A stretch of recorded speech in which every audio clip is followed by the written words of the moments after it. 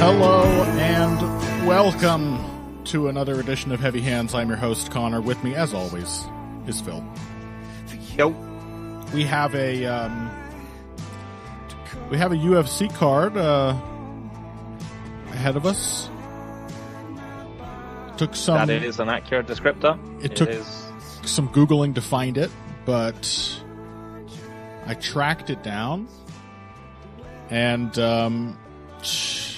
I don't know about you, Phil, but I'm excited. I mean, we've got a light heavyweight main event. Just like the good old days. Yep.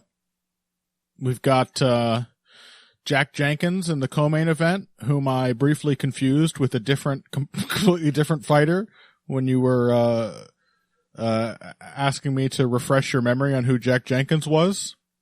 Mm-hmm. Jimmy Crute is here. Of course. He's got a promising future ahead of him. I know he's only 29 years old, but in fight experience in the UFC, he's essentially gained about 40 years worth of damage. Very true. We have a Tafa. We've got a Tafa, one of them. The better one? I can't remember. No, that's why I asked you. I can't remember. And we've got brother Jake Matthews. Yes. Inshallah. Versus Neil Magny.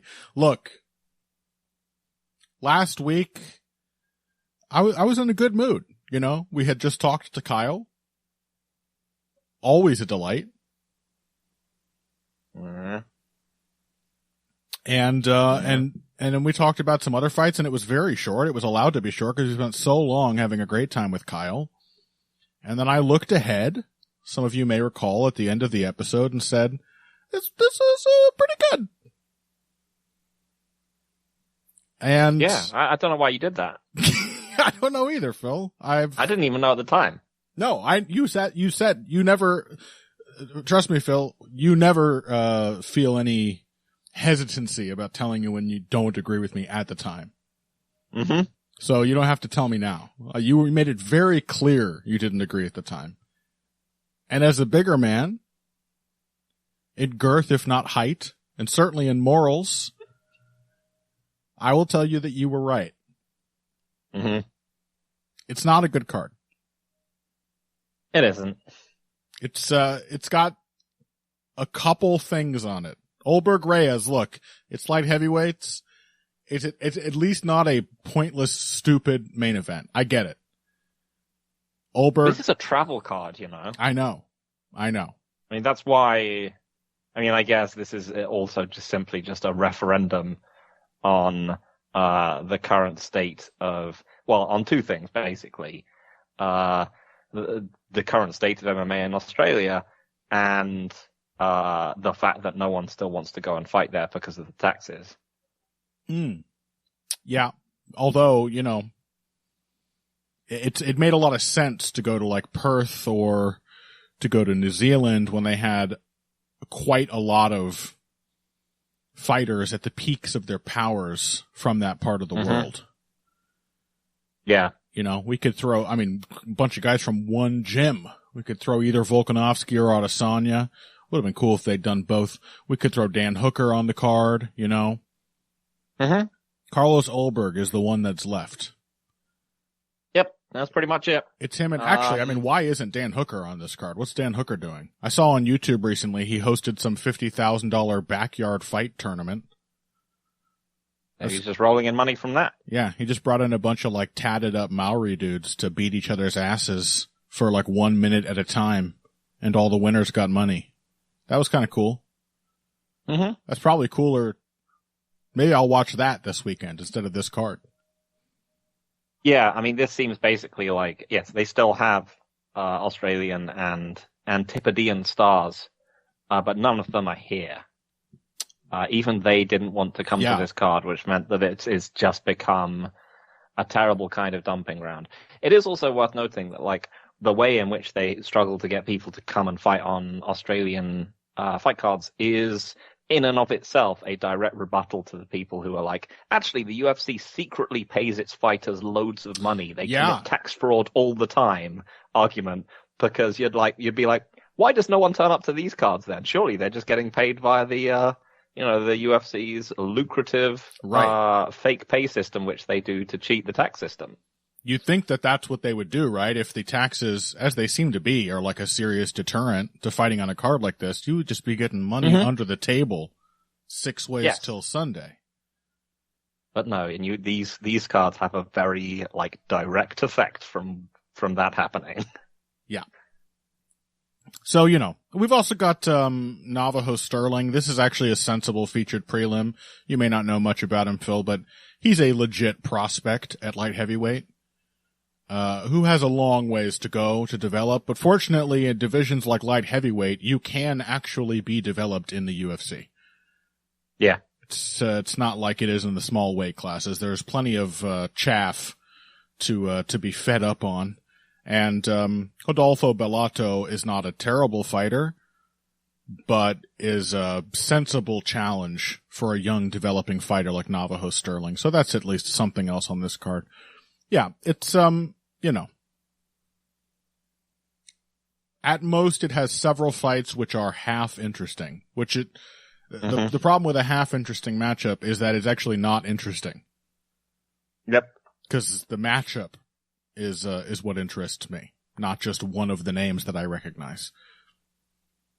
But let's talk about these light heavyweights. By the way, later in the show, I don't think we have enough to cover just from this card, at least that will keep our interest. And the listeners may think that they want us to stretch and talk about everything in great detail, but trust me, you don't want to hear us talk about it if we're not interested. So we're going to end today's show. I think we're just going to sort of speculate and theorize about I think it may actually be happening next year, White House UFC card. USA. It's going to be the greatest fight event in the 100 years of this country's history. Yep.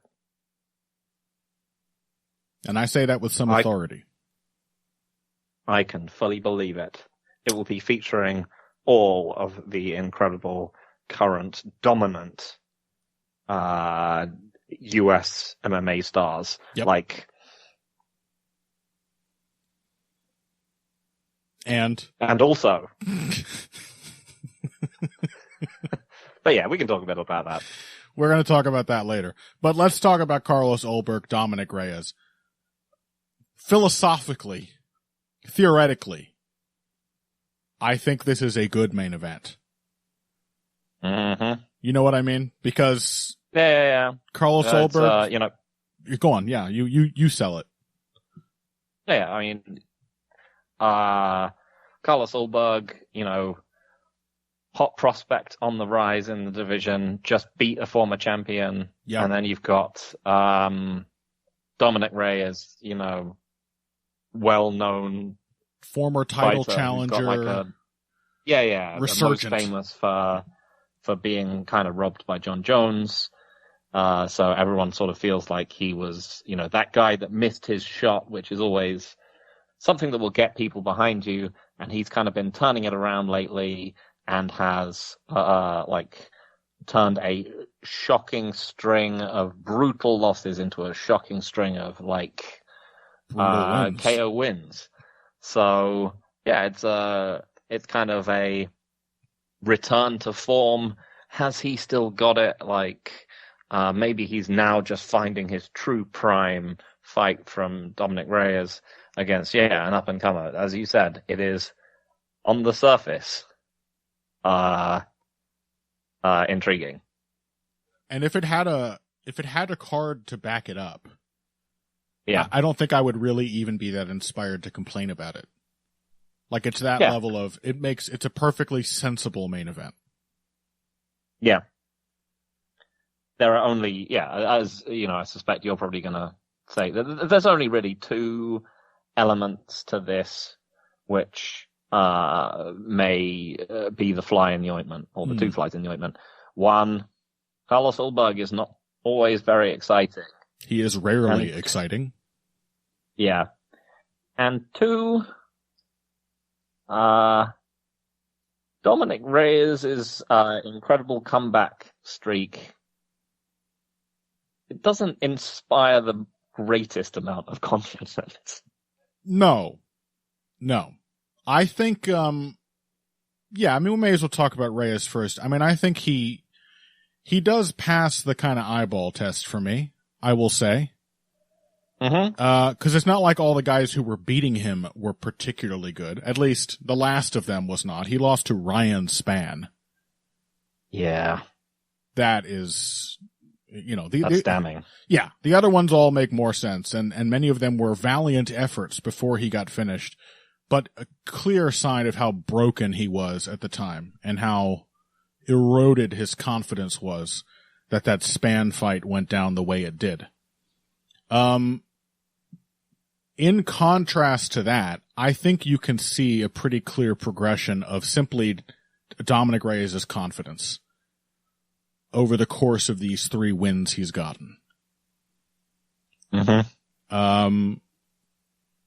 There's a bounce in his step. He looks quick on the trigger, firing accurate, powerful shots. He doesn't have any of that kind of hesitancy and overthinking. And I mean, he just looked like depressed and fearful in half of those fights.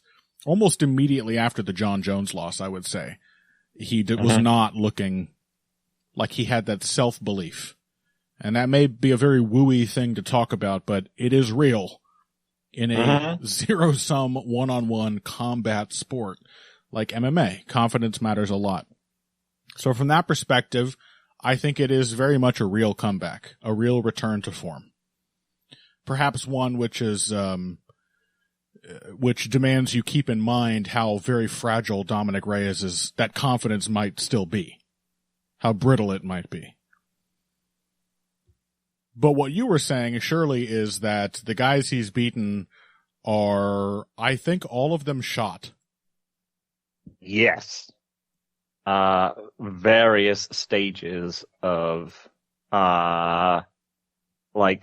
utterly, completely shot, or just kind of washed. Yeah. I mean, Nikita Krylov, how's he done these days? He went out there and immediately got KO'd by Bogdan Guskov. Guskov is a hard, accurate puncher. He's got some boxing skills, but it's certainly not a good look. It doesn't say much for Krylov as an opponent when he went a very long career never being knocked out, even when he was a heavyweight. Yes. And it paints Reyes' KO win in a different light when it immediately happens a second time. Yeah. Something has been lost. Yeah. It's 2 minutes into round 1 against Krylov. It's 2 minutes into round 1 against Dustin Jacoby.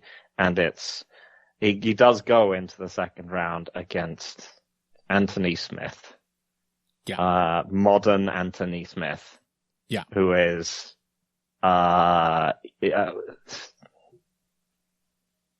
one of the more passive fighters. One of the most depressingly kind of washed fighters that I've ever seen. Yes. In that you want to talk about visible depression. Yeah. Someone who was always fighting with himself when he was in the cage, and then you just look, the demons have just won. Yeah. The demons have just won, and you're just absolutely petrified. Yeah. Who are we talking about recently? Brian Ortega. Mm-hmm. Has now entered a zone that Anthony Smith was in for several years, where sort of inexplicably he refused to stop showing up, despite the fact that he clearly was beaten already. Yep. He's right at the end of that phase, that long phase of his career when Dominick Reyes takes nearly 10 minutes to beat him. So, hey. Yep. I think you can look at Reyes and compare it to the body language alone, as evinced in the Ryan Spann fight, where he just looks super flighty and hesitant, and he's closing his eyes. He can't see shit coming. He's just wired in all the wrong ways. And you can say, yes, Dominick Reyes looks much, much better. On the other hand, hard to ignore the material reality of those wins. Yeah. And it's also notable that like the Ryan Spann KO again, like, is Ryan Spann Anthony Smith's last like meaningful win? Didn't he pick up like that might be the case. They fought each other like twice. So it even made sense for him to fight Smith. The other thing about that though is that like it's not he gets hit and panics and freaks out and so on, and and then gets TKO'd in a scary way or anything like that. Is that Ryan Spann hits him and he goes out like a light. Yeah. Like as opposed to because I think the John Jones fight was one where he was doing super well at the beginning. And a lot of people felt like he just took the first 3 rounds, but people do forget how bad he looked in those last 2 rounds. He looked exhausted and kind of freaked out by the fact that John Jones just was still there being immortal. True. But after that he had the horrible experience of fighting like Yuri Prochazka. Has got to be one of the more dispiriting experiences for anyone. Yes. To just fight this animal that you cannot put down and who eventually just crushes you. Yeah. And it was a notably aggressive performance from Prochazka too. Sometimes he's not that all out, but this was Prochazka with the confidence that carried him through the first 3 or 4 wins or whatever of his UFC run. He was going after everybody full tilt, and he just would not be denied. Yeah. Very dispiriting. Yep. But the Jones and Prochazka fights are at least super tough wars. Yeah. Where he's in there until he can't be in there anymore. And, Spann just puts him out. Knocks it out clean. And that does lead me to think that, it's not just the mental thing, that he just probably just doesn't have the durability anymore. And, the other thing about all the people being super washed that he's fought is that none of them have any level of dynamism apart from, Anthony Smith, who is completely incapable of actually doing anything with it. Jacoby is a capable knockout puncher on the 1 out of every 5 fights when he's on. Yeah. But on the other hand, Carlos Ulberg. Yeah. Also not like a significant dynamism check. Seems like he should be. Should be, yeah. Guy is a giant statuesque athlete. Agile, fast. I mean, what is he? 6'4". And is extremely light on his feet and quick for that size. But it does seem like it would have to be, because the other thing about that Spann fight for Reyes is that he looked gun shy before the KO. You say it's not him getting touched and then panicking. The problem is he was panicking. He was in the phase where you get touched unexpectedly and panic from the beginning of the fight, I think. Maybe he had gotten hurt a bunch in sparring or something, and he already knew that he could not afford to get hit clean by Ryan Spann, and that's a terrible thing to know. Better for it to be true and you not know it than for you to be aware of it, right? So, given that, the fact that the one guy Ulberg has insta-KO'd is famously anxious Alonzo Menefield. Yep. Maybe there's a chance of that.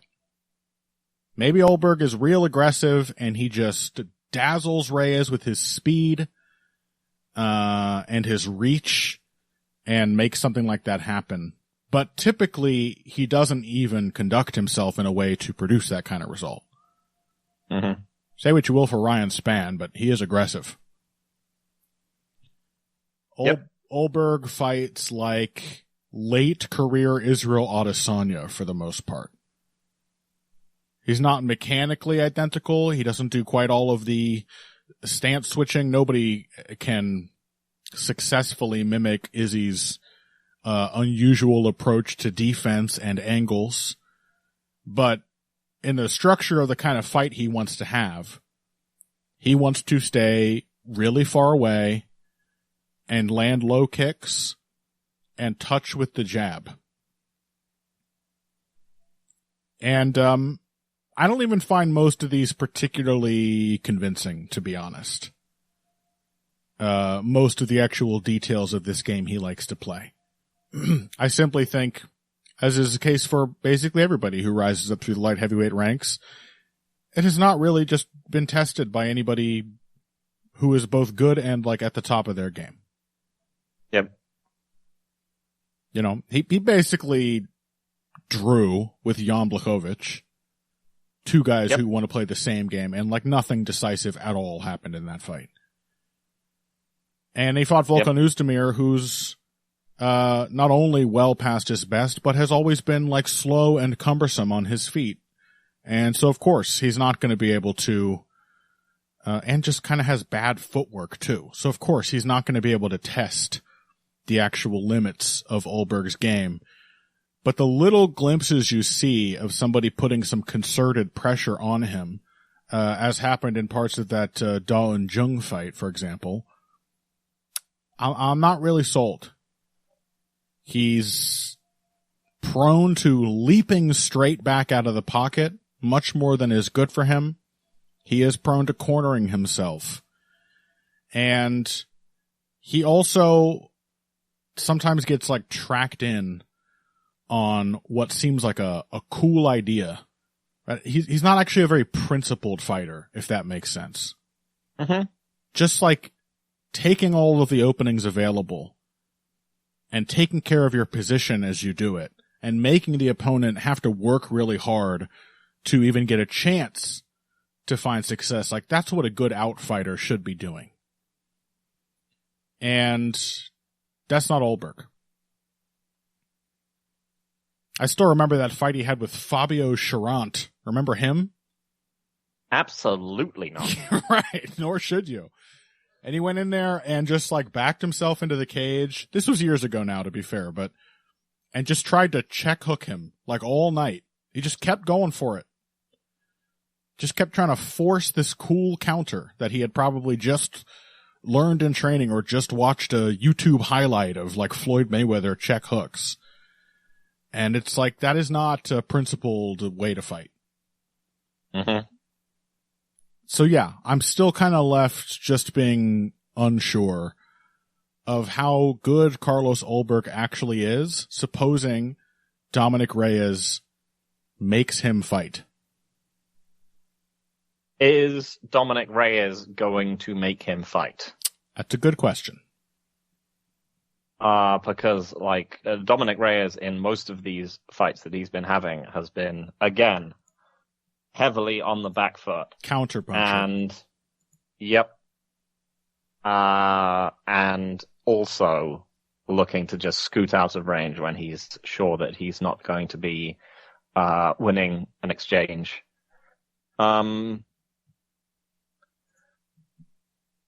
And so this is like the key takeaway from this fight. Is this, it looks like it's going to be bad. Yeah. If Ulberg more has his than way. this, we must say it. We have to say it. I know what you're going to say. I was about to say it myself. Dominick Reyes is a southpaw. I was about to say the same thing Carlos myself. Ulberg likes jabbing people. It's basically Carlos Ulberg only throws his lead hand. Yeah. So yeah, that means this fight is probably going to be absolutely horrific. Yeah. Yeah. I will confidently project right now a dire fight. Yep. So I don't even know who I'm going to pick. yeah, me neither. I mean, I definitely feel like I should pick Carlos Ulberg, right? Mm-hmm. He demonstrates much more that he's, thinking about how to be a good fighter, even if he's only got little parts of the building that would make a good fighter. Right. When he's trying to check hook people, you can see that he's like, oh yeah, I've got a grasp of, counter punching. It's just, his feet aren't there to support it. Right. And,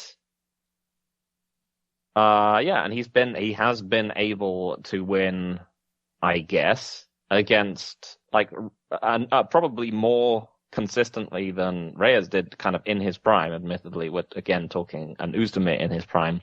But he was able to beat Blachowicz and Uzdemir, whereas Reyes got KO'd and had a split decision against Uzdemir, respectively. Again, much younger and fresher versions of both of these fighters. I'm still not super sold on Dominick Reyes. Apart from the fact that, he's someone who can draw opponents onto shots, and if they overcommit, then he can punish them. But I don't think that he's got the durability or the staying power, or the footwork or the technique to make it actually really work consistently. But yeah, there's also just the fact that there's a really solid chance that this fight is just horrendous. Yep. That there's just not much in it, that Ulberg will simply not test Reyes' possible, terrible durability, which again has been completely untested since he was KO'd by Ryan Spann. Who else has Ryan Spann actually knocked out?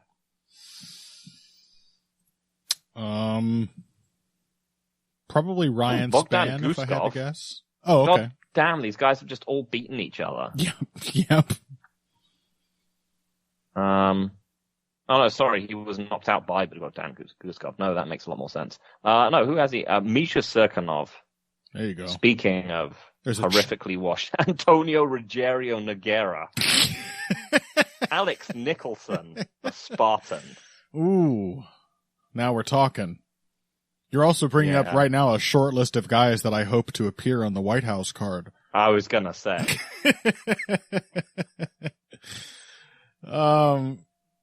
Yeah. I just don't know, man. I am going to simply pick Carlos Ulberg. Yeah. Basically. Yeah, likewise. Yeah, I think he can basically do his fight for 5 rounds, I assume. He looks like he's capable of it. Certainly doesn't. The problem is that it's not going to be his fight. It's going to be some horrific, some even lower volume version of his fight. But given that it involves a lot of being annoying and moving around and not letting Reyes comfortably force exchanges, yeah, he can do that. I think probably for 5 rounds. Yep, and.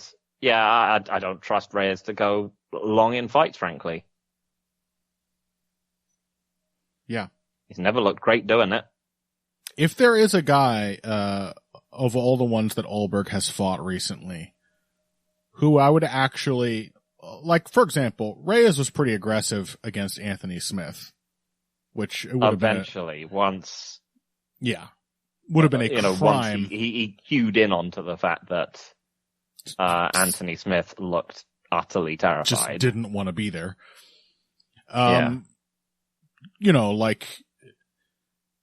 If he could put pressure on Ulberg and corner him, as frankly, Volkan Uzdemir with his terrible footwork was able to do on a few occasions, he at least has the speed and power and accuracy to really, really expose some of those positional weaknesses that crop up again and again in Ulberg's fights. But I don't really trust him to fight that way. And no matter how, this is the other thing with fighters, is all fighters are closeted homosexuals, essentially. Mm-hmm. And it's intimidating to fight a tall, handsome guy. Yep. Like, that may as well be punching power. Yep. Maybe that was what happened to Reyes against Ryan Spann.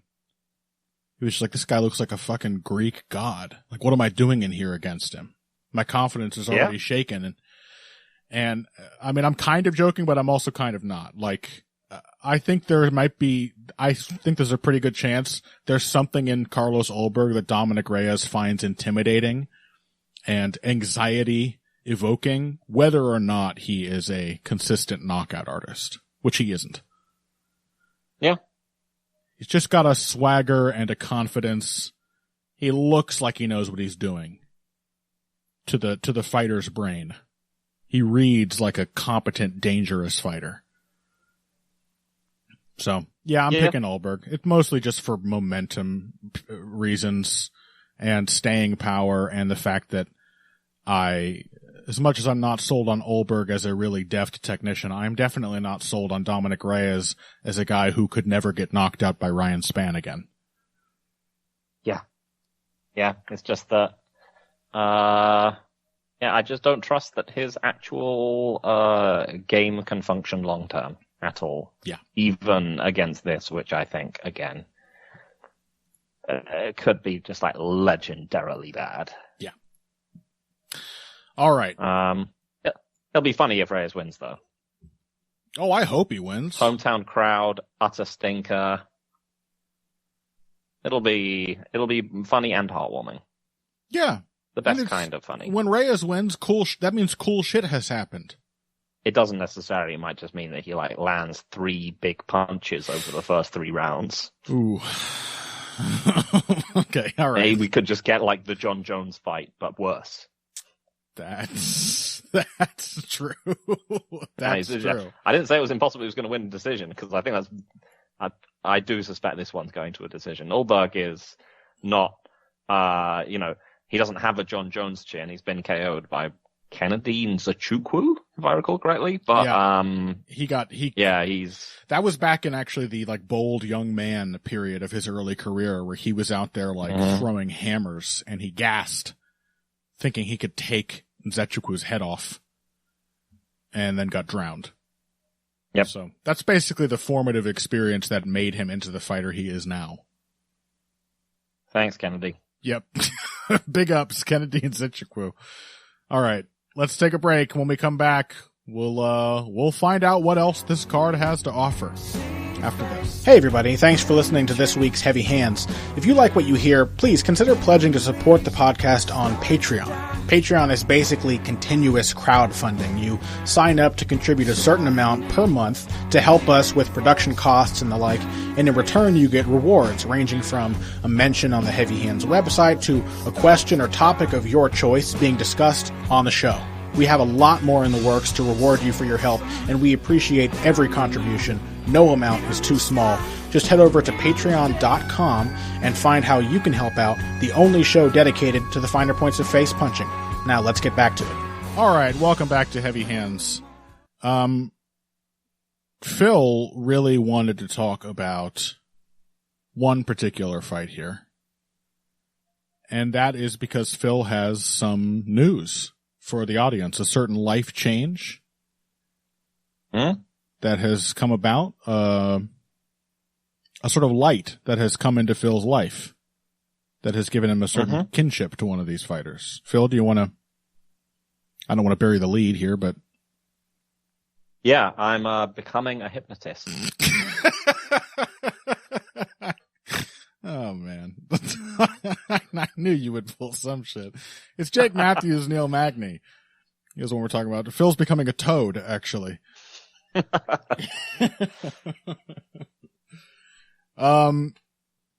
Yeah, I mean, what else? What do you want on this card? Like I said, a lot of half interesting fights. At least we definitely know who both of these guys are. And it seems kind of funny, too. There's something inherently funny about it. It's somewhat less so because we thought we had the new book on Jake Matthews.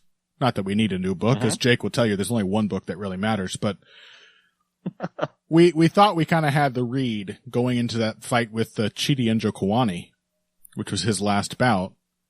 And that read was that Jake Matthews has turned himself into sort of what an MMA fighter thinks slick boxing is. Yep. A lot of movement on the outside, a lot of big, like, dynamic, long-range counter punches, and really none of the connective tissue that makes these things actually function as part of a whole game in the sport of boxing. And we kind of thought, well, that actually might be bad against Chidi Njokuani. Let that man come forward, let him have kicking range. And then he went out there and submitted Chidi in 1 minute. So clearly, some of the old Jake Matthews is still in there. Mm-hmm. Perhaps in a way that's impossible to predict when it will come out. But there is still a well-rounded, famously well-rounded, all-rounder fighter buried in there somewhere. And, I mean, let me ask you a question, Phil. What do you think a newfound willingness to play every part of your game means in a fight with Neil Magny? I mean, this is a good point because, I mean, on the one hand, I don't know that there's a version of Jake Matthews that I would pick against Prime Hypnotoad. Right. Like, his game wouldn't function. He'd just be like, either he would try and play on the outside and he would get peppered and eventually get annoyed, or he would try and rush into the clinch and be overpowered. Yeah. And eventually get tired. So, but also, like, Neil Magny is not unwrestlable. No. But the question for Jake Matthews is, like, how much do I trust his wrestling? Mm-hmm. Which is, again, like, not, like, the easiest question to answer, because he did actually, wrestle Chidi, but it was also, it looks super replicable in the way that, like, people have typically taken Neil Magny down, because it was like an outside trip, and then he jumped on his back. Yeah. And Neil Magny is not typically very, like, susceptible to trip takedowns. Most people have to, like, really work to get him down from things like the body lock. You can just, like, shoot and get him over a lot of the time. But yeah, he's just very big, and he does an okay job of, like, keeping his feet under him. And so, yeah, I don't think he's going to, like, take him down. But on the other hand, like, as you sort of alluded to at the beginning, Jake Matthews can wrestle. Mm-hmm. Like, he can actually, he has other elements to his game. It's just a question of, like, are they there as well now? Like, his fight against, who was it? The Leech. Li Jingliang, the fight that turned everyone against the Leech because the Leech tried to pull Jake Matthews' eyeball out of his head. Yes. We still love you, Leech, because we're terrible people. But yeah, that was him against a sort of, plodding fighter, and who was, primarily going to box with him, and Jake Matthews actually showed, like, very nice level changes, kept the Leech completely off balance, and kind of won really, really convincingly. So he can wrestle. Mm-hmm. Do I think he has ever shown that he can wrestle at the sort of, with the dogged consistency that would be necessary to beat Neil Magny? Probably not. Gonna be honest. I don't think he's like Michael Chiesa. Could he quickly finish Neil Magny from top position? Because that's what's really required if you're not going to be able to doggedly out-wrestle him round after round, which, again, almost no one has actually accomplished. Yeah, like Michael Chiesa, basically. Right. And, to an extent, Shavkat Rakhmonov. Yeah. Can he finish Neil Magny? Again, I don't think so. Yeah. But the question here really is, like, again, I think this is a bad matchup for most versions of Jake Matthews. The question is, like, how washed is Neil Magny? Because the only thing you can accurately say at the moment is less washed than Zaleski dos Santos. Yes. Less washed than I thought when I was seeing him get booked against a string of ruthless punchers. Yeah. Even, well, I mean, it doesn't even feel right to call Joseph Morales a ruthless puncher. He's a monster, of course, but really should have been somebody that Magny could have gotten something going against. Yeah. But yeah, these are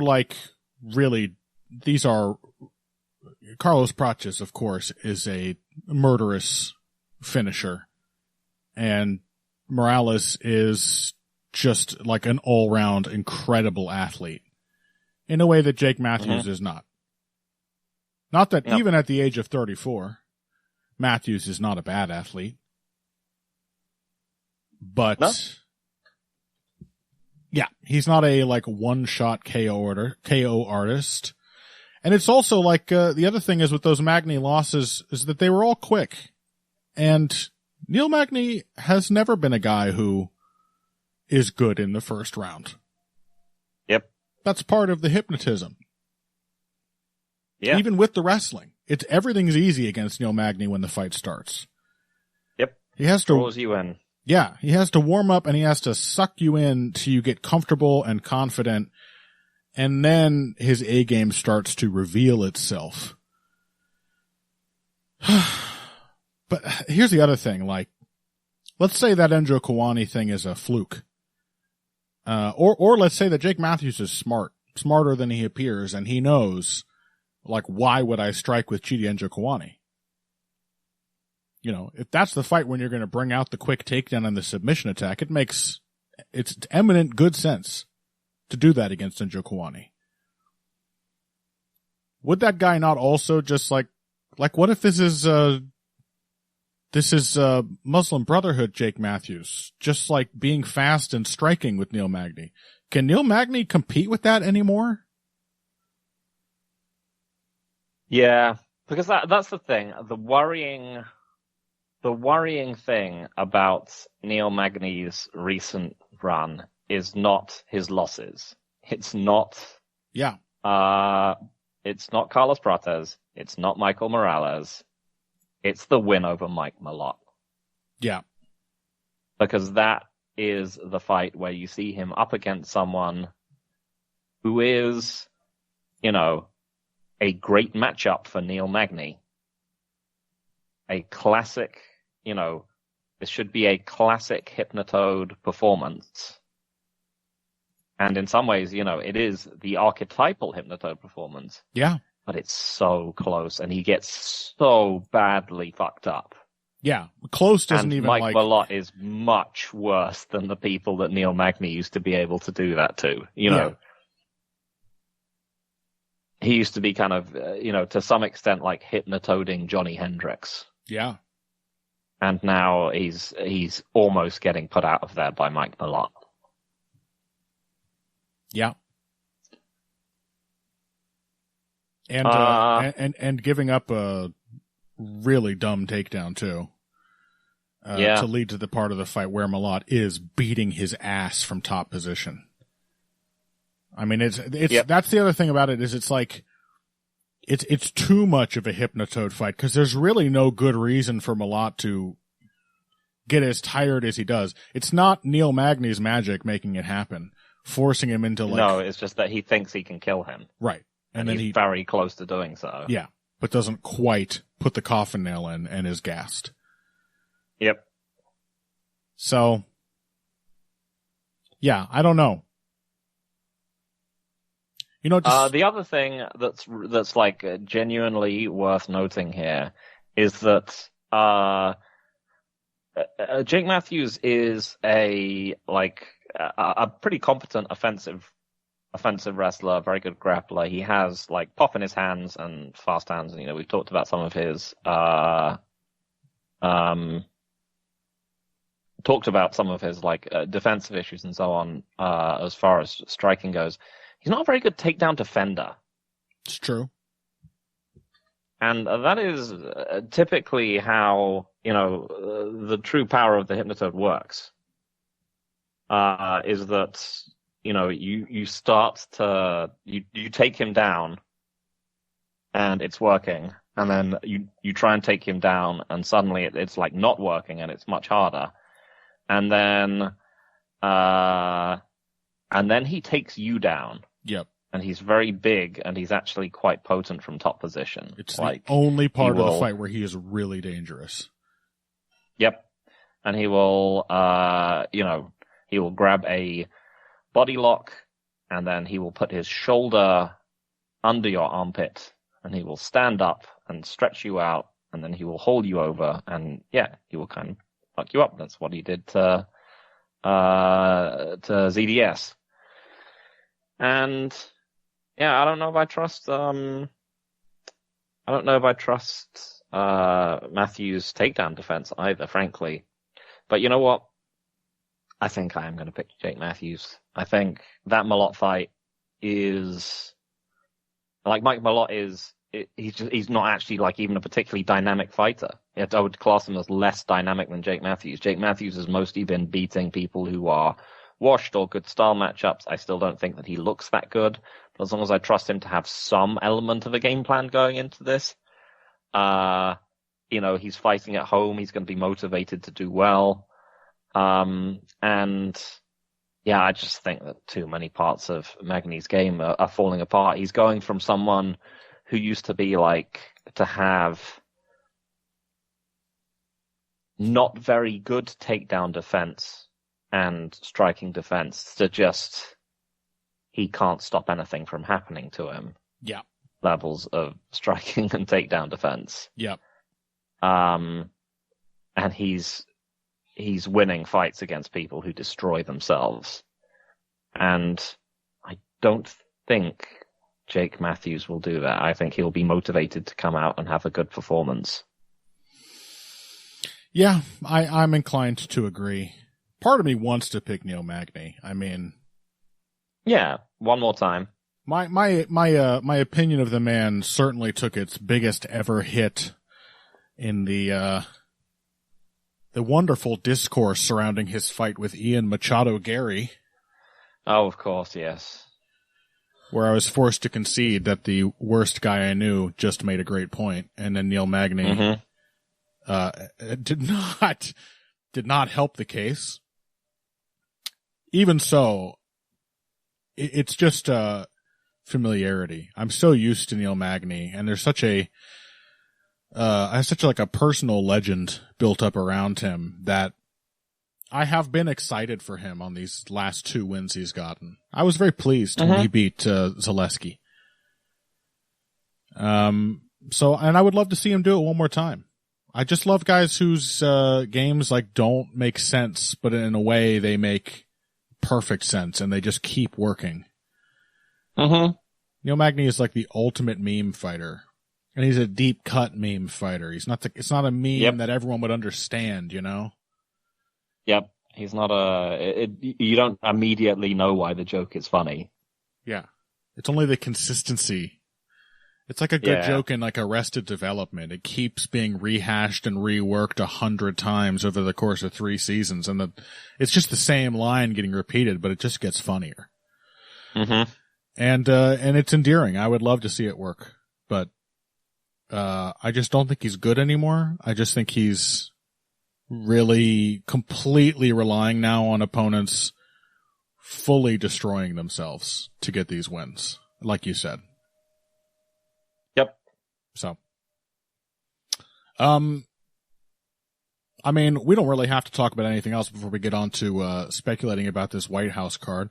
I will simply say that the other most interesting bout here, and this is not to say that it will be a good fight, but Navajo Sterling in the featured prelim versus Rodolfo Bellato is I think a sensible matchup which will serve to teach us something about Navajo Sterling, who is big athletic, hard-hitting, and has a lot of the building blocks of a solid striking game. Looks like he should be a future player at light heavyweight. Thus far, I think he has actually struggled to keep up with even very low-level, like UFC competition. Wow, you're really selling me on this guy. Yeah. I'm telling you, the man has potential, but it is not ready to be realized yet. The advantage for him here is that Bellato is glacially slow. But he is also a guy who will soak up damage and corner his opponent and throw lots of volume. So it'll be an interesting test, at least, to find out how comfortable Sterling is against somebody who's not a quick, rangy athlete like himself, but who can also sort of suffer the worst parts of his fight and keep testing him. So it's something to keep an eye on. That's about it.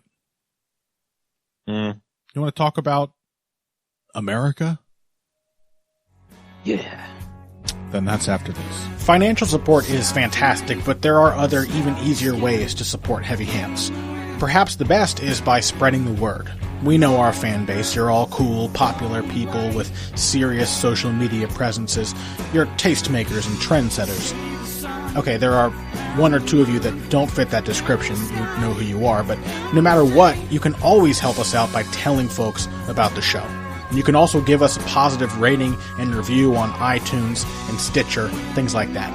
We rely on word of mouth and positive feedback to grow and improve, so thank you very much for your time and your help. Now, back to the show. I think Junior is the worst one. Sure. Maybe. You know what? Maybe I'll just never know. Maybe there never was a good one. I don't think there was. Yeah, this one. I mean, like there was a worse one. But yeah, there was definitely a worse one, but whether that means there was a better one is hard to say.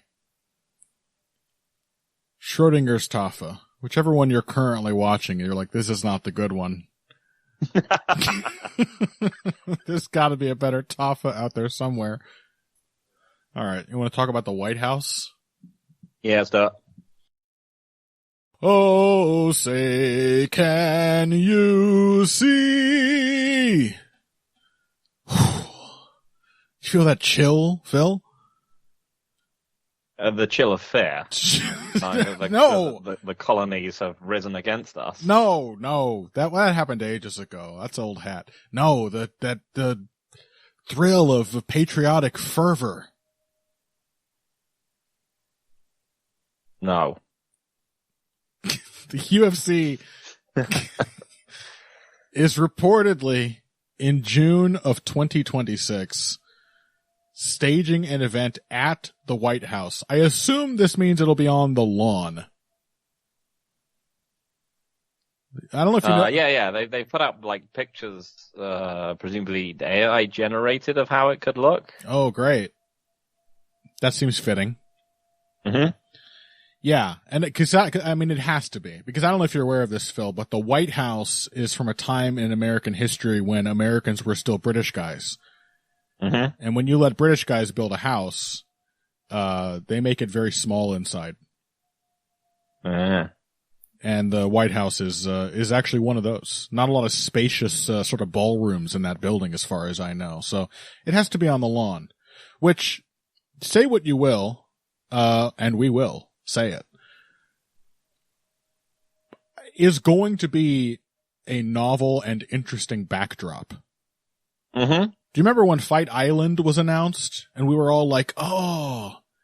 Yeah. You had all these sort of imagery of like a fighting game stage in your head. Yeah. Like those M1 events that would happen in like the fucking Caucasus Mountains. You know, you're like outdoors, you have this striking scenery, and you pictured Fight Island, you're like, there's going to be like a beach, there's going to be like crystal blue water.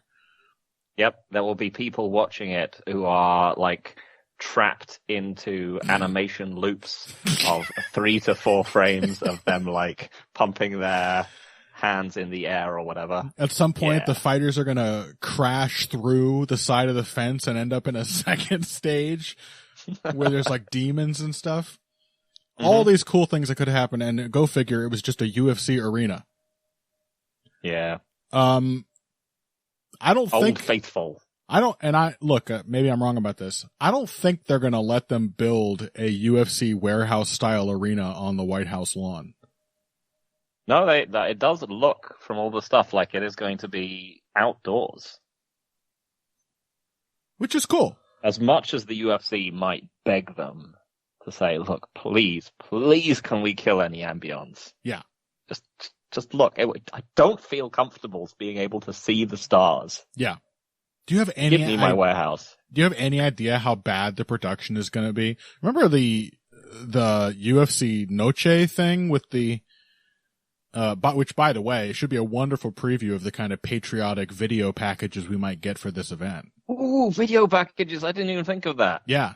Imagine all the wonderful, insightful things they'll have to say about American history. Yeah. George Washington, remember him? Yeah, I do. That was a good one. Teddy Roosevelt, he liked boxing. Mm-hmm.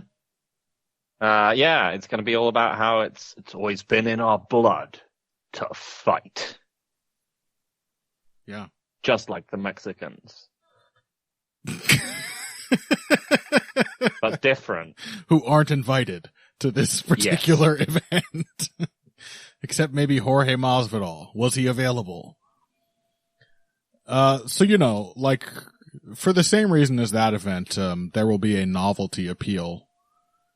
But it's going to be, like, the production is not going to be good. I will say that right now with full confidence. Take the UFC out of their familiar comfort zone, and, like, everything falls apart. Do you remember the audio mixing at that Noche event? Mm-hmm. You, like, the noise in the arena, they, like, couldn't figure out how to balance it with the mics. There were all kinds of production errors. Everything in the arena went off without a hitch, as far as I could tell. The light show and everything. Hey, the Sphere staff know what they're doing. But force the UFC to put on some kind of special event, which is not simply exactly the same as every other event they run. There are going to be parts of this that are like a disaster, production-wise. But the really interesting thing is to think of the fights that might be on this card. Yeah. And we know one. At least, we know one that they want. Which is a fight that certainly one man has been waiting for a long time. And that man is Michael Chandler. If and when, yes. And, carry on with the other side of this. Versus Conor but McGregor. Everyone knows who it is. Yeah, versus Conor McGregor. They're talking about doing that. But yeah, you were going to say. Yeah. If and when Conor McGregor cancels on Michael Chandler. Yeah. I don't want to be like super like mean or rubbernecky or sadistic, but they do kind of have to film it when they tell him. Like, absolutely. Like, because that is also a Arrested Development style. Yeah. Let's just hammer the same joke over and over again. Slow kind zoom, of thing. Slow zoom on Michael Chandler's face, seeing his jaw muscles working as he processes the news he must have known on some level was coming. Yep. You know, a lot of people think they're going to get a red panty night, Phil, but it never really works for them. But it might work for me. This time, Conor McGregor believes. But yeah, something, there's such a good chance that something will happen. But yeah, I mean, it's not actually like a bad matchup, partially because should it happen? It's one of those fights where, like, again, in his prime, I would expect Conor McGregor to butcher Michael Chandler. Oh, yeah. Probably. because, that's what he does. He knocks out stocky wrestle boxers who try and rush him. Yeah. Michael Chandler is clearly washed. But also, I suspect that Conor McGregor is really washed. Have you seen the footage he's been putting out there of his training sessions? It's Tito-esque, if I recall correctly. Yeah. Yeah. Like, he just looks like he's made of wood now. Yep. Yeah. He looks like he's been living the life of an extremely rich person with several well-known drug habits. Mm-hmm. Like, aside from which, he's also, like, bulked up immensely. Yeah. So he just looks sort of fleshy and slow. And of course, he's still been doing Conor McGregor things too, where, like, remember when there was, like, a mystique to him posting, like, some patently absurd movement drill or other? Like, it's one of those things, it was just, you had to be there to take that shit seriously. Cause it's like, it's no different from late career Tony Ferguson, the type of shit he liked to post online. Mm-hmm. And everybody was making fun of that. But when Conor McGregor was doing it, you just watch him doing like the wacky waving arms waddle walk in a public park, and people were like, wow, he's changing the game. Mm-hmm. He's reinvented human movement. Not since bipedalism has human movement experienced such a profound revolution. He's still out there doing that, but now it just looks like late career Tony Ferguson doing it. Like nobody takes it seriously. It is as stupid on its face as it always was. It's just obvious now. Yeah. And also just, the straight, the way that, like, as a brand, I would suspect he's now even more insulated from actually wanting people to test or push him in any way. Oh, yeah. Absolutely. He doesn't even have Artem Lobov anymore. Yes. But the other funny things about this are obviously, like, who else are they going to possibly get? Yeah. Who's the dream lineup for a UFC White House card? My suspicions are that they should, because again, everyone is going to want to be on this shit. Sure. You know these UFC fighters. You see how they act when Donald Trump is in the room? Yeah. They're going to be clamoring for it. So they can definitely pull out some, retired or semi-retired fighters who are American. Because the main thing about this, which we sort of mentioned at the top of the card, I don't really have any American champions that they can really lean on. Kayla Harrison? Yeah, I guess. Do you want to center this around like Kayla Harrison? I guess. She's the one. Who else do we got? Literally. What other, are there any other American champs? No, I think that's it. Fuck. But yeah, it was very funny because I asked ChatGPT, I was like, who should fight on this? There's no good Americans. And it told me, it was like Merab Dvalishvili, Sean O'Malley, which is fair enough, and then Derek Lewis. They might do Derek Lewis. I think they will, but also you have to know what you're doing with Derek Lewis because they should put him up against another American. Because Derek Lewis very clearly has Donald Cerrone syndrome. Where he absolutely panics whenever he's under pressure. Mm-hmm. Like, whenever he's had hometown cards, he's gotten absolutely obliterated. Mm-hmm. So again, that might just be him not being very good, but, his title performances, hometown cards, he always looks horrific. And you know that he would also look horrific on this. So you have to match him up against another American, so it doesn't look like your cool American meme fighter getting thrashed. That's the other thing. You need to A, find American fighters, and B, find people for them to beat.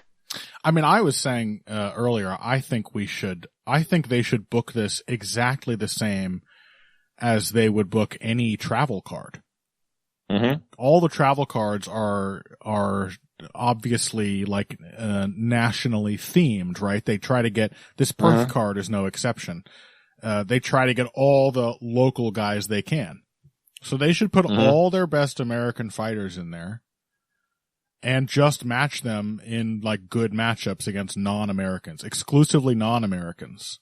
And it should be the experience that the UFC has subjected the rest of the world to for so long, where the local crowd just has to watch their guys getting pasted by a bunch of foreigners. Yep. I think that would be fun. Yeah. Derek Lewis versus Jailton Almeida. Again. Their first one was so exciting. They did fight, right? It was just the one where Jailton just took him down over and over again and didn't submit him. Am I recalling that correctly? I think that's about, it went all 5 rounds.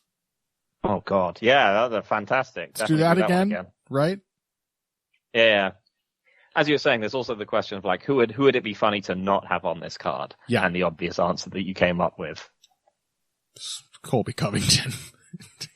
It's too obvious. It would just be very funny if they just can't. If he's just waiting the entire time for the call up and they're just like, you know what? Yeah. I think so. He is invited though. He gets to be there in the crowd, not fighting. Yeah. I mean, I don't know if he would want to fight there at this point. I mean, logically, they could actually get Colby Covington and Jorge Masvidal to do it again, because then no matter who wins, no matter who wins, you know that you're going to get some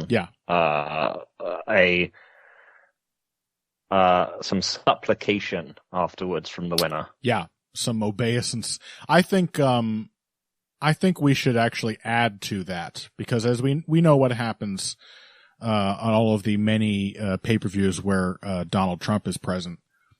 I think in addition to the winners, they don't have to be instructed, obviously. They'll all ask him to like, please take me to your golf resort and so on and so forth. Mm-hmm. Is going to be the new Let Me Go on the Joe Rogan podcast? Yeah. Let me be on the next White House card. Mm-hmm. I think all the losers should have to personally apologize to Mr. Trump. Oh, that would be cool. I think that should be a requirement. It should be part of the contract when you agree to fight on this card. When you lose. It's un-American to lose. Yeah. You should apologize. Who else? I mean, there's like safer.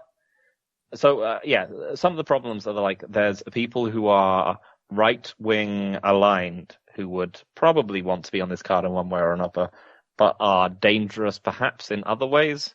Obviously, they wouldn't care about Bryce Mitchell saying anything insane. No, of course to be honest. But Sean Strickland might say something. You don't know which way Sean Strickland's going to go. Right. Yeah, Sean Strickland. He might get on the mic and just say, you're all a bunch of pussies. What the hell are you doing? Yeah. This guy looks like a piece of shit, or something along those lines. You just don't know which way Sean Strickland is going to go. Sean Strickland gets up there and says, like, you betrayed me when you didn't release the Epstein files. Yeah. You know? That is exactly the kind of thing he would do. Right? Sean Strickland has a powerful contrarian impulse. Yep. I also, though, I have a disappointing feeling that you would put Sean Strickland in that scenario and you would realize how bitch-made he truly is. That he would not. Given like a really actually powerful person. Like he's mostly just chirping online, Sean Strickland, let's be honest.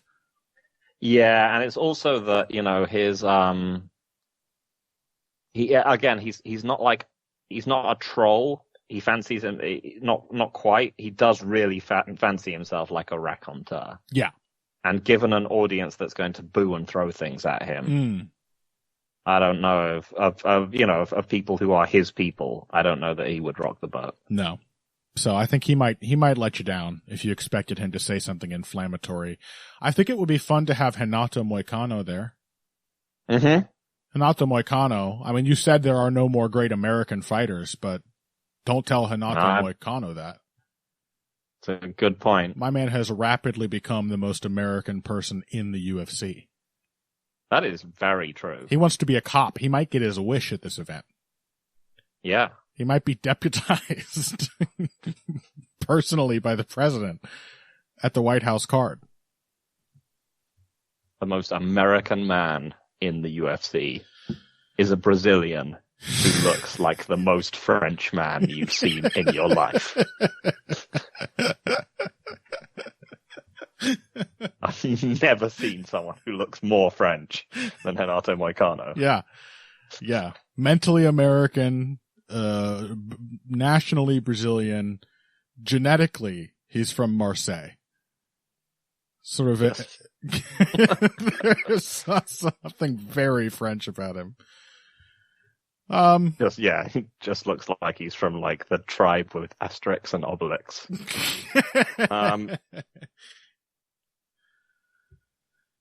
Who else? Like safe options: Rose Namajunas, Justin Gaethje. Justin Gaethje is probably should definitely be on this, right? He's going to be super fun. He's going to be very patriotic in a sort of doggy way. Yeah. And yeah, he's guaranteed to be fun. Rose Namajunas was once guaranteed to be fun. Yeah, she's definitely not guaranteed to be fun, but also there's a certain there's an appeal to having a notable female fighter on the card as well in this kind of context, sort of for the optics. Yep.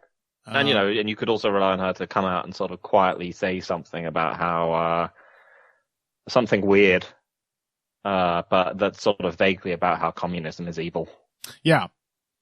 And somewhat better than Kayla Harrison, cause Kayla Harrison is like a genuinely, intimidating looking woman. Mm-hmm. Whereas Rose Namajunas is pretty in a way that makes, certain people question why they could still be attracted to somebody with a boy's haircut. Yeah. But still, that's a fan-friendly choice. Mm-hmm. I don't know. I just wonder. There's a big part of me, Phil, that thinks that this is not actually going to happen. Logistically, I think it will prove challenging, but I really do want it to happen. Mm-hmm. I can't lie. I just want to see it. I think it'll be, in one way or another, a weird train wreck. Yeah. And they're going to have Conor. Yeah, I would like to, a big part of getting into the combat sports for a lot of us was that you just want to see insane shit happen. Yeah. Just see some insane shit. So, just like a show put on for the ruler of America, where all of its greatest fighters prostrate themselves before him, more so than they normally do. Mm-hmm. It would, and yeah, just the pageantry and of the American political system and its iconography, combined with everything the UFC can offer, which is mostly a pretty bland new metal aesthetic. Sort of Monster Energy style aesthetic. Extreme spelled with an X. Yeah. It will just be fascinatingly horrific. Yeah. Whatever happens.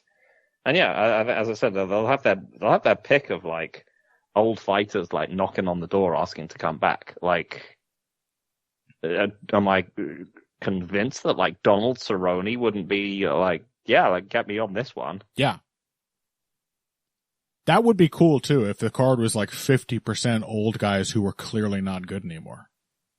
Yeah. We just sort of add to the. Did you see any of that cool military parade we had in DC? I don't know. No, I heard it ruled though. I heard it was super awesome. 5 or 6 months ago, where they had a army band doing like instrumental covers of like 80s rock hits. Cool. I think they played like the Sultans of Swing like 3 times. And yeah, and it was like all the pageantry. Dire Straits. Famously not American? Yeah. Yeah, no, they're definitely, I'm ashamed that. Aren't they one of ours? Yes, they definitely are. They wrote a song about the Falklands War, Phil. They're not Americans. We don't even know what that is.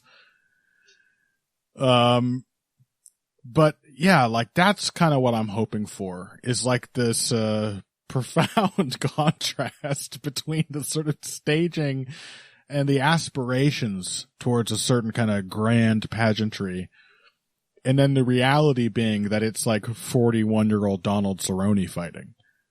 Mm-hmm. And everyone there is actually quite bored. Yeah. Ooh, Clay Guida. Clay Guida, 100%. That'd be easy. He's not still even technically retired. Yeah, he's still active in the UFC. That'd be easy. Yeah.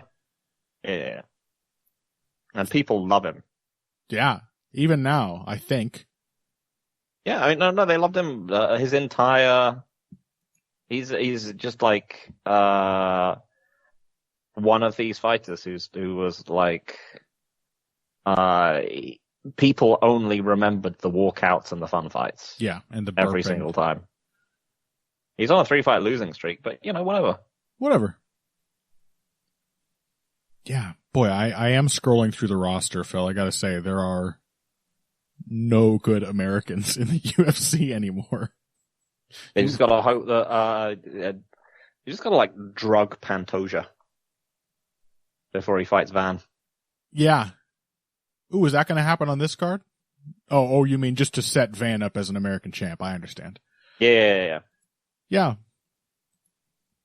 Got to get one in there. I suppose that's why they're setting it for a year in the future. Maybe we can maneuver into having one American champ to co-headline. They've got one American champ. You keep forgetting. Yeah. Oh, yeah. Is that a good sign that I keep forgetting? All right. Well, I don't know how much more there is to say about it. We will be keeping our eyes on this developing topic, I'm sure. And that should just be a running. We lost the GFL. Let's not lose this as well. Yes, please. Let's make this a running a series of updates on the show going forward for the next year. Anytime any news comes out about the UFC White House card, we need a breaking news bulletin to keep ourselves abreast. Beep, beep, beep, beep, beep. Yep. I can't wait. And that's it for Heavy Hands. Fortunately, next week we have and Phil, you're not going to believe me when I say this, as the boy who cried wolf, but we have an actually good UFC card. I was going to ask if Hamzat was on it and make a really bad wolf joke, but I won't. The boy who cried boars? Yeah. The boars No, who it is wolf? decent. It's not mind-blowing, but it's just like... It's good. Solid from top to bottom. There's no denying it's good. We've got Magomed Ankalaev, Alex Pereira 2. Will it be a good fight? I don't know. I actually found the first one pretty compelling, even though it was, in many ways, a Magomed Ankalaev fight. We've got Merab Dvalishvili versus Corey Sandhagen. Do I really think Corey Sandhagen is going to beat Merab Dvalishvili? Not particularly. But I want to see Corey Sandhagen get his title shot. Watching Merab fight, it's worth it. We've got Yuri Prochazka versus Khalil Roundtree. That's just a good fucking fight. You know? Josh Emmett, Yusuf Zalal. That's a breakthrough fight at featherweight and a cool style clash. It's got good stuff on it. So, next week, we will not have to invent a topic to help us fill the time. And we probably will not even mention the card that's happening this coming weekend, even once. But that's for next week. Hope. Yeah, let's hope. Find us on social media, folks. You can find Phil at Evil Greg Jackson and me at Boxing Bush, and you can also find me on Blue Sky at King Typo.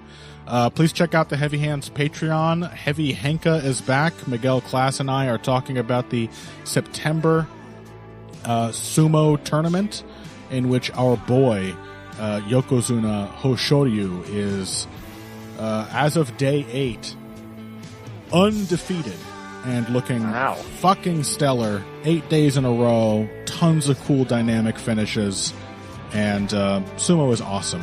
And you get to hopefully enjoy that along with us over on our Patreon. And until next week, when we will be back to talk about 2 big title fights, if you came here today for the finer points of face punching, you came to the right place. This has been Heavy Hands.